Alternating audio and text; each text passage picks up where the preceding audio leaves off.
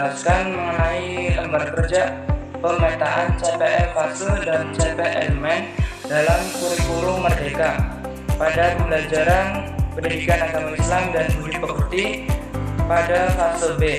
Poin yang pertama ada deskripsi elemen.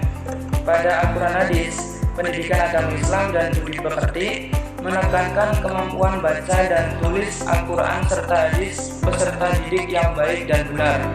Ia juga mengatakan peserta didik dalam memahami makna yang terkandung dalam Al-Quran dan hadis, baik makna secara tekstual dan konseptual. Kemudian pada elemen yang kedua, elemen akidah berkaitan dengan prinsip kepercayaan yang akan mengantarkan peserta didik dalam mengenal Allah, para malaikatnya, kitab-kitabnya, dan para nabi serta rasul, dan memahami konsep tentang hari akhir serta kodo dan qadar. Kemudian pada elemen akhlak merupakan perilaku yang menjadi buah dari ilmu dan keimanan.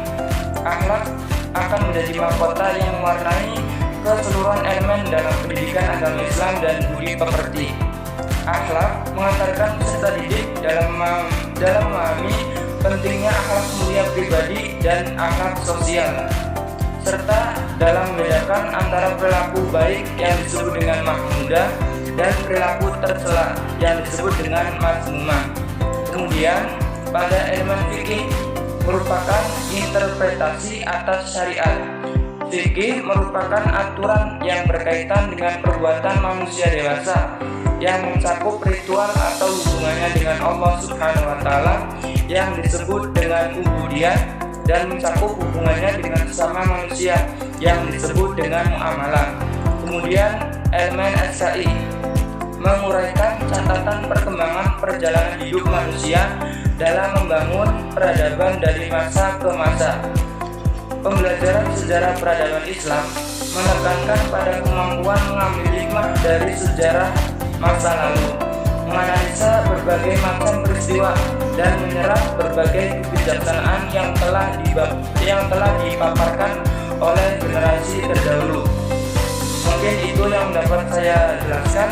Poin yang selanjutnya akan dijelaskan oleh teman saya, Kristiana. Baik, selanjutnya fase B, umumnya untuk kelas 3 dan 4 SD. Pada akhir fase B, pada elemen Al-Quran Hadis, peserta didik mampu membaca surat-surat pendek atau ayat-ayat Al-Quran dan menjelaskan pesan pokoknya dengan baik. Peserta didik mengenal hadis tentang kewajiban sholat dan menjaga hubungan baik dengan sesama, serta mampu menerapkan dalam kehidupan sehari-hari. Elemen yang kedua yaitu elemen akidah. Pada elemen akidah, peserta didik memahami sifat-sifat bagi Allah, beberapa asmaul husna, mengenal kitab-kitab Allah, para nabi dan rasul Allah. Selanjutnya pada elemen yang ketiga yaitu elemen akhlak, peserta didik menghormati dan berbakti kepada kedua orang tua dan guru, dan menyampaikan ungkapan-ungkapan positif atau kalimat thayyibah dalam kesehariannya.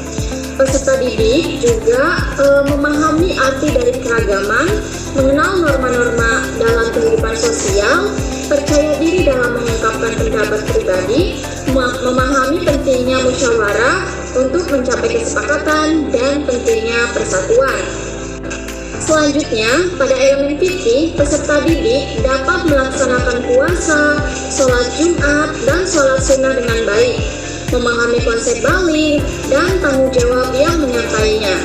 Dan yang terakhir, dalam elemen SKI, peserta didik mampu menceritakan kondisi Arab pra-Islam, masa kanak-kanak dan remaja Nabi Muhammad hingga diutus menjadi Rasul, berdakwah, hijrah, dan membangun kota Madinah.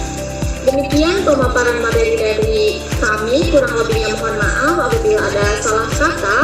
Wassalamualaikum warahmatullahi wabarakatuh.